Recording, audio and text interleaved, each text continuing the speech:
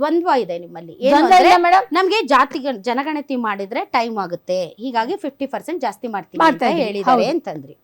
ಈಗ ಹೇಳ್ತೀರಿ ಜನಸಂಖ್ಯೆ ಆಧಾರದ ಮೇಲೆ ಒಬ್ಬ MP ಬಹಳಷ್ಟು ದೊಡ್ಡ ಕ್ಷೇತ್ರವನ್ನ ನಿಭಾಯಿಸೋದು ಕಷ್ಟ ಆಗುತ್ತೆ, ಹಾಗಾಗಿ ಸೀಟ್ಗಳು ಜಾಸ್ತಿ ಮಾಡ್ತೀರಿ ಅಂತ. ಒಂದ್ ಕಡೆ 50% ಅಂತ ಹೇಳ್ತೀರಿ, ಇನ್ನೊಂದ್ ಕಡೆ ಸೀಟ್ ಜಾಸ್ತಿ ಮಾಡ್ತೀವಿ ಅಂತ ಅಂತೀರಿ. ಜಾಸ್ತಿ ಆದಾಗ ಈಗ ಸಾಧ್ಯವಾದಷ್ಟು ಈಕ್ವಲಿ ಮಾಡೋದಕ್ಕೆ ಈಕ್ವಲಿ ಹೆಂಗ ಆಗಲ್ಲ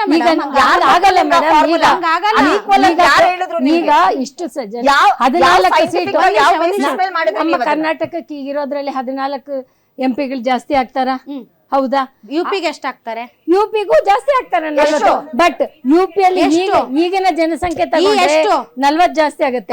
ಈಗಿನ ಕಂಪ್ಯಾರಿಟಿವ್ಲಿ ನಮ್ಗೆ ಪರ್ಸೆಂಟೇಜ್ ಲೆಕ್ಕ ಹೋಗೋಣ, ನಮ್ಗೆ ಎಷ್ಟು ಪರ್ಸೆಂಟೇಜ್ ಆಯ್ತು, ಅವ್ರಿಗೆ ಎಷ್ಟು ಪರ್ಸೆಂಟ್. ಇವಾಗ ಜನಗಣತಿ ಪ್ರಕಾರ ಹೋದ್ರೆ ಅವ್ರಿಗೆ ಏನ್ ಕಡಿಮೆ ಆಗ್ಬಿಡುತ್ತೆ, ಅಲ್ಲಿ ಜನಸಂಖ್ಯೆ ಇನ್ನೂ ಜಾಸ್ತಿ ಇದೆಯಲ್ಲ, ಭುಗಿಲೆದ್ದಿದೆ ಅಲ್ವಾ, ಅದಿನ್ನೂ ಅದಕ್ಕೆ ಈಗ ಈ ಹಿಂದೆ 50 ವರ್ಷ ನೀವು ಹೇಳೋದು ಇನ್ನೊಂದು 50 ವರ್ಷ ನಮಗೆ ಕರ್ನಾಟಕ ಮೊದಲು, ಕನ್ನಡಿಗರ ಹಿತಾಸಕ್ತಿ ಮೊದಲು. ನಿಮಗ್ ಬೇಕಾದ್ರೆ ನಿಮ್ದು ಹೈಕಮಾಂಡ್ ಪಕ್ಷ, ನಿಮ್ದು ಹಿಂದಿ ಹಾರ್ಟ್ಲ್ಯಾಂಡ್ ಪಕ್ಷ, ವಾಲಗಳ ಪಕ್ಷ, ನೀವು ಅವ್ರಿಗೆ ಬೇಕಾದ್ರೆ ಕರ್ನಾಟಕಕ್ಕೆ ಕರ್ನಾಟಕಕ್ಕೆ ಅನ್ಯಾಯ ಆಗ್ತಾ ಇಲ್ಲ, ಕರ್ನಾಟಕಕ್ಕೆ ಅನ್ಯಾಯ ಆಗಲ್ಲ ಆಗಲ್ಲ ಆಗಲ್ಲ. ಭವ್ಯ ಅವರು ಈಗ ಈ ರಾಜ್ಯಗಳ ಬಗ್ಗೆ ಮಾತಾಡಿದ್ವಲ್ಲ ಮೇಡಮ್, ದಕ್ಷಿಣ ಭಾರತದಲ್ಲಿ ಯಾವ್ದಾದ್ರೂ ಒಂದು ರಾಜ್ಯದಲ್ಲಿ ಬಿಜೆಪಿ ಬಹುಮತದಿಂದ ಇವತ್ವರೆಗೂ ಗವರ್ಮೆಂಟ್ ಫಾರ್ಮ್ ಮಾಡಿದ್ಯಾ? ಅನ್ಯಾಯ ಆಗ್ತಿರುವಂತಹ ರಾಜ್ಯಗಳು ಯಾವ್ಯಾವು? ದಕ್ಷಿಣ ಭಾರತದ್ದು. ಉತ್ತರ ಪ್ರದೇಶ ಹಿಂದಿ ಬೆಲ್ಟ್ ಇದೆಯಲ್ಲ, ಪ್ರತಿ ಒಂದಕ್ಕೂ ಎಕ್ಸ್ಟ್ರಾ ಸೀಟ್ಗಳು ಸಿಗುತ್ತೆ. 2029 ಎಲೆಕ್ಷನ್ ಆಗತ್ತಲ್ಲ, ನೀವು ಗೆಲ್ಬೇಕಾದ್ರೆ ಅಲ್ಲಿಂದಾನೇ ನೀವು ಜಾಸ್ತಿ ಗೆಲ್ಬೇಕು, ನಿಮ್ಗೂ ಗೊತ್ತಿದೆ ಅದು. ಅದಕ್ಕೋಸ್ಕರ ಮಹಿಳೆಯರನ್ನ ಮುಂದೆ ಇಟ್ಕೊಂಡು ಈ ಕ್ಷೇತ್ರ ವಿಂಗಡಣೆ ತರ್ತೀರಾ ಅಂದ್ರೆ ಅದು ಹೇಡಿಗಳು ಮಾಡುವಂತ ಕೆಲಸ. ಮಹಿಳೆಯರ ಮೀಸಲಾತಿ ಮಾಡಿ ಮುಗಿಸಿ. ನೀವ್ ಹೇಳಿದ್ರಿ ಅಮಿತ್ ಶಾ ಅವ್ರು ಹೇಳಿದ್ರು ಪಾರ್ಲಿಮೆಂಟ್ ಅಲ್ಲಿ ಅಂತ, ನೀವ್ ಹೆಂಗೆ ನಾವು ಅಮಿತ್ ಶಾ ಅವ್ರನ್ನ ನಂಬಕ್ ಸಾಧ್ಯ? ನಂಬಿಕೆಗೆ ನಾನ್ ಮುಗಿಸ್ತೀನಿ ರೀ. ಅಮಿತ್ ಶಾ ಅವ್ರನ್ನ ಆಗ್ಲಿ ನರೇಂದ್ರ ಮೋದಿ ಅವ್ರನ್ನ ಆಗ್ಲಿ ಹೇಗೆ ನಂಬೋದಕ್ಕೆ ಸಾಧ್ಯ? ಡಿಮಾನಿಟೈಸೇಷನ್ ಮಾಡಿದಾಗ 50 ದಿನ ಕೊಡಿ ಬ್ಲಾಕ್ ಮನಿ ತರ್ತೀವಿ ಅಂದ್ರು, ಎಷ್ಟ್ ಲಕ್ಷ ತಂದ್ರು, ಎಷ್ಟು ಕೋಟಿ ತಂದ್ರು? ಮೀಸಲಾತಿ ಮಾತಾಡ್ರಿ ನೀವು.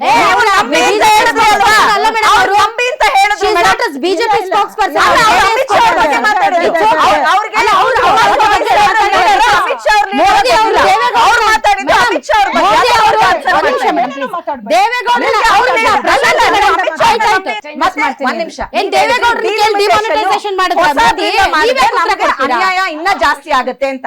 ಹಾಗಾದ್ರೆ ದೇಹದಲ್ಲಿ ಬ್ಯಾಡ್ ಕೊಲೆಸ್ಟ್ರಾಲ್ ಜಾಸ್ತಿ ಆದಾಗ ಹಾರ್ಟ್ ಅಟ್ಯಾಕ್ ಆಗೋ ಚಾನ್ಸಸ್ ಜಾಸ್ತಿ. ಇತ್ತೀಚೆಗಂತೂ ಸಿಕ್ಕಾಪಟ್ಟೆ ನ್ಯೂಸ್ನ ಕೇಳ್ತಾನೆ ಇದ್ದೀವಿ. ಸೊ ಬ್ಯಾಡ್ ಕೊಲೆಸ್ಟ್ರಾಲ್ನ ಕಮ್ಮಿ ಮಾಡೋದಕ್ಕೆ ಉತ್ತಮವಾದ ಆಹಾರ ತುಂಬಾ ಇಂಪಾರ್ಟೆಂಟು. ಜೀನಿ ಸ್ಲಿಮ್ ಯೂಸ್ ಮಾಡಿ. ಕರೆಕ್ಟ್, ಜೀನಿ ಸ್ಲಿಮ್ನಲ್ಲಿರುವಂತಹ ಎಷ್ಟೋ ಆಹಾರ ಧಾನ್ಯಗಳು ಕೊಲೆಸ್ಟ್ರಾಲ್ ಲೆವೆಲ್ನ ಕಮ್ಮಿ ಮಾಡೋದಕ್ಕೆ ಹೆಲ್ಪ್ಫುಲ್ ಆಗುತ್ತೆ. ಸೊ ಹೆಲ್ದಿ ಆಗಿರಿ, ಜೀನಿ ಸ್ಲಿಮ್ನ ಯೂಸ್ ಮಾಡಿ. ಪ್ರತಿ ಒಂದು ಚೀಫ್ ಮಿನಿಸ್ಟರ್ಗಳನ್ನ ಕರೆದು ಪ್ರತಿ ಒಂದು ಅಪೋಸಿಷನ್ ಅವ್ರನ್ನ ಕೂಡಿಸಿ ಡಿಸ್ಕಸ್ ಮಾಡಿದ್ರ ಈ ಫಾರ್ಮುಲಾ ತರಕ್ ಮುಂಚೆ? ಅಥವಾ ನಾಗ್ಪುರ ಹೆಡ್ ಕ್ವಾರ್ಟರ್ಸ್ ಇಂದ ಬಂತ ನಿಮ್ಗೆ ಈ ಫಾರ್ಮುಲಾ 50%? ಯಾವ ನಾಗ್ಪುರ ಹೆಡ್ ಕ್ವಾರ್ಟರ್ಸ್ ಇಂದ ಮತ್ತೆ 50% ಅಂತ ಹೋಗ್ಲಿ, ಅದೇ 50% ಬಿಲ್ ಒಳಗೆ ಹಾಕಿದಾರ? ಇಲ್ಲ, ಇವ್ರು ಬಾಯಲ್ಲಿ ಹೇಳ್ತಾರಂತೆ, ನಂಬಿಡ್ಬೇಕಂತೆ, ನಾವು ಸೈನ್ ಮಾಡ್ಬಿಡ್ಬೇಕಂತೆ. ಯಾವ ಅಪೋಸಿಷನ್ ಲೀಡರ್ಗಳನ್ನ ಸೋನಿಯಾ ಗಾಂಧಿ ಮೇಡಮ್ ಅವರು ಹೇಳಿದ್ರು ಏನಂತ, 29 ಎಲೆಕ್ಷನ್ ಮುಗ್ದೋಗ್ಲಿ, ಎಲ್ಲ ಕೂತ್ಕೊಂಡು ಮಾತಾಡೋಣ, ಇಷ್ಟು ಅರ್ಜೆಂಟ್ ಅಲ್ಲಿ ಪಾಸ್ ಮಾಡಿ ಹೆಣ್ಮಕ್ಳ ರಿಸರ್ವೇಶನ್ ಒಂದು ಚಾನ್ಸ್ ಇದೆ, ಹಾಳು ಮಾಡಬೇಡಿ ಅಂತ ಕೇಳಿದ್ರ ನೀವು? ಇಲ್ಲ. ಈ ಹಿಂದೆ 400 ಪಾರ್ ಅನ್ಕೊಂಡು ಈ ಸಲ ನಿಮಗೆ 400 ಪಾರ್ ಆಗ್ಲಿಲ್ಲ. ಹೋದ್ ಸಲ 2 ಸಲ ನೀವು ಅತಿ ಹೆಚ್ಚು ಸೀಟ್ಗಳಿಂದ ಗೆದ್ದಿದ್ರಿ. ಹೋದ್ 2 ಸಲ ಟರ್ಮ್ ಅಲ್ಲಿ ಟೈಮಿಂಗ್ ಆಯ್ತು. ಪ್ರಶಾಂತಿ ಮೇಡಮ್, ಟೈಮಿಂಗ್ ಒಂದ್ ನಿಮಿಷ. ಟೈಮಿಂಗ್ ಮೇಡಮ್, ವೆಸ್ಟ್ ಬೆಂಗಾಲ್ ಮತ್ತು ತಮಿಳುನಾಡು ಎಲೆಕ್ಷನ್ಸ್ ಮುಂದಿಟ್ಕೊಂಡು ಒಂದ್ ವಾರಕ್ಕೆ ಎಲೆಕ್ಷನ್ಸ್ ಆಗುತ್ತೆ ಅಂದಾಗ ಈ ಹಿಂದೆ ಇನ್ನೂ ವಿಶೇಷ ಅಧಿವೇಶನ ಮುಗಿದು ಇನ್ನೂ ಒಂದು 15 ದಿನನೂ ಆಗಿಲ್ಲ. ಒಂದ್ ನಿಮಿಷ ಆಗಿಲ್ಲ. ಇದ್ದಕ್ಕಿದ್ದಂತೆ ತರಾತುರಿಯಲ್ಲಿ ಎಲೆಕ್ಷನ್ಸ್ 3-4 ದಿನ ಇದೆ ಅಂದಾಗ ಅಧಿವೇಶನ ಕರೆದು ಎಲ್ಲ ಮಹಿಳಾ ಬಿಲ್ ಆಲ್ರೆಡಿ ಪಾಸ್ ಆಗಿತ್ತು. ನಮ್ ಜನರಿಗೆ ನಾವು ತಪ್ಪು ಮಾಹಿತಿ ಕೊಡೋದು ಬೇಡ. ಬಹಳ ಜನ ಅನ್ಕೊಂಡಿರೋದು ಮಹಿಳಾ ಬಿಲ್ಗೆ ಎಲ್ಲರೂ ವಿರೋಧ ವ್ಯಕ್ತ ಮಹಿಳಾ ಬಿಲ್ 2023 ಸೆಪ್ಟೆಂಬರ್ ಅಲ್ಲಿ ಪಾಸ್ ಆಗಿತ್ತು. ವಿರೋಧ ಪಕ್ಷಗಳೂ ಕೂಡ ಅದನ್ನ ಅಂಗೀಕಾರ ಮಾಡಿದ್ವು, ಅದಕ್ಕೆ ಮತವನ್ನ ನೀಡಿದ್ವು. ಅದನ್ನ ಯಾರು ವಿರೋಧ ಮಾಡಿಲ್ಲ. ಮಹಿಳಾ ಮೀಸಲಾತಿ ಬಿಲ್ ಅನ್ನ ಯಾರು ವಿರೋಧ ಮಾಡಿಲ್ಲ.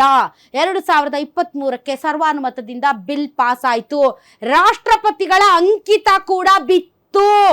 ಆದರೆ ಅದೇ ಬಿಲ್ ಅನ್ನ ಇವತ್ತು ವಿಂಗಡಣೆ ಅನ್ನುವಂತ ಒಂದು ಷರತ್ತನ್ನ ಸೇರಿಸಿ ಅದರೊಳಗಡೆ ತುರುಕಿ ಮತ್ತೆ ತರಾತುರಿಯಲ್ಲಿ ಮಂಡಿಸಿದ್ದಾರೆ. ಈ ಕ್ಲಾರಿಫಿಕೇಶನ್ ಜನರಿಗೆ ಹೋಗ್ಬೇಕು. ಸೊ ಈ ತರಾತುರಿ ಯಾಕೆ ಮೇಡಮ್? 2029ಕ್ಕೆ ಬರುತ್ತಾ ಮಹಿಳಾ ಮೀಸಲಾತಿ? 2029ಕ್ಕೆ ಬರುತ್ತಾ ಮೇಡಮ್ ಮಹಿಳಾ ಮೀಸಲಾತಿ? ಬರುತ್ತೆ ಮೇಡಮ್. ಹೆಂಗೆ ಹೆಂಗೆ? ಒಂದ್ ನಿಮಿಷ ಹೆಂಗೆ? ಈಗ ಮೇಡಮ್ ಹೇಳ್ಬಿಡ್ತೀನಿ, ಒಂದ್ ಸ್ವಲ್ಪ ದಯವಿಟ್ಟು ಅಂದ್ರೆ 543ಕ್ಕೆ ಬರುತ್ತಾ? ಇಲ್ಲ ಮೇಡಮ್, 840ಕ್ಕೆ ಬರುತ್ತಾ? ಮೇಡಮ್ ಒಂದ್ ನಿಮಿಷ ಕೇಳಿ. ಹೇಳಿ. ಈಗ ನೀವು 2023ಕ್ಕೆ ಹೌದು ಮಂಡನೆ ಆಯ್ತು. ದೇವೇಗೌಡರು ಮೋದಿ ಅವರಿಗೆ ಪತ್ರ ಬರೀತಾರೆ, ಇದನ್ನ ಮಾಡಲೇಬೇಕು ನೆಕ್ಸ್ಟ್ ಎಲೆಕ್ಷನ್ ಒಳಗಡೆ ದಯವಿಟ್ಟು ಅಂತ ಹೇಳಿ. 23 ಏನು ಎಲೆಕ್ಷನ್ ನಡೀತಲ್ಲ 23, ಅದ್ರ ಮುಂಚಿತವಾಗಿ ಅವರು ಬರೀತಾರೆ. ಸೊ ಹಾಗಾಗಿ ಅದು ಮೋದಿ ಅವ್ರಿಗೆ ಸೇರಿಸಿ ಅದು ಮಂಡನೆ ಆಗಲಿ ಅಂತ ಹೇಳಿ ಅದ್ರ ಬಗ್ಗೆ ಚರ್ಚೆಗಳು ಎಲ್ಲ ನಡೀತಾ ಇದ್ವು ಹಿಂದ್ಗಡೆಯಿಂದ. ಅದಕ್ಕೆ ನಮಗೆ ಅಧಿಕೃತವಾದ ದಾಖಲಾತಿಗಳು ಕೂಡ ಇದೆ. ನಾವು ಇಲ್ಲಿ ಏನು ಯಾಕೆ ಮಾಡ್ಲಿಲ್ಲ ಮೋದಿ ಅವರು? ಒಂದ್ ನಿಮಿಷ, ಇವಾಗ ದೇವೇಗೌಡರು ಪತ್ರ ಬರೆದ್ರು. ಇವಾಗ ಒಂದು ಸ್ಕೂಲು, ಒಂದು ಕ್ಲಾಸ್ ರೂಮ್ ಅಲ್ಲಿ 30 ಜನ ಇದ್ದಾರೆ 20 ವರ್ಷದಿಂದ. ಇವಾಗ 50-60 ಜನ ಆಗಿದಾರಂತ ಗೊತ್ತು. ಒಂದೇ ಟೀಚರ್ನ ಇಟ್ಕೊಳ್ತೀರಾ ನೀವು ಒಂದೇ ಟೀಚರ್? ಇವಾಗ ಪೇರೆಂಟ್ಸ್ ಏನ್ ಹೇಳ್ತಾರೆ, ನಮ್ಮ ಮಕ್ಕಳಿಗೆ ಸರಿಯಾದ ಒಂದು ಶಿಕ್ಷಣ ಬೇಕು, ನೀವು 60 ಜನ ಇದ್ರೆ ಬೇರೆ ಸ್ಕೂಲಿಗೆ ಸೇರಿಸ್ತಾರೆ. ಅದೇ ಆಗಿರೋದಿಲ್ಲ.